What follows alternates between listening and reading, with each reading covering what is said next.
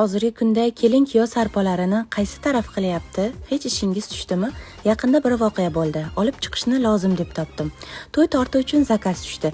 Bilasizlar, to'y tortlari balandroq va ichlari ham o'zgacha va qimmatroq bo'ladi.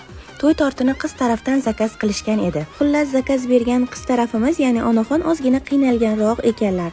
Birozdan so'ng zaklad ko'tarib keldilar. Kelib, hozir ortimdan kuyovim kelyaptilar. Rasmlarda ko'rsatsalaring, tanlab berishadi dedilar. Shunda ichimdan o'yladim, voy buncha yaxshi hozir kuyov bola kelib, rasmlarni salab tanlab berib ketsalar kerak deb o'yladim. Shunaqa yigitlarimiz ko'paysin deb turdim. Birozdan so'ng kuyov bola keldilar. Shunda rasmlarni ko'rib, mana bu tortlar chiroyli ekan. Sizni bu yog'iga dedingizga ishonaman dedilarda ketdilar. O'rtada men ham onaxonam ozgina xijolat bo'lib qoldik. Ichimda o'ylaganlarimga hafsalam pir bo'lganligi uchun shu tortimni 25% chegirma qilib beraman shu onaxonga shu voqea uchun ham dedim. Ertasi kuni telegramimga bir xabar keldi. Kecha sizga tort tanlab ketgan edik. Bo'lajak onam bilan, ya'ni qaynonam bilan borib o'shani to'lovini qilmoqchi edim, kartaga tashlab bermoqchi edim dedilar. Yoshlar doimo baxtli bo'lsin, shunaqa mard yigitlarimiz ko'paysin deb qolaman. Endi esa sizga bir yangilikni aytmoqchiman. Aynan mana shu aprel oyi, bir oy mana shu xuddi shu videodaqa tortni sizlarga 25% chegirmaga qo'ydik.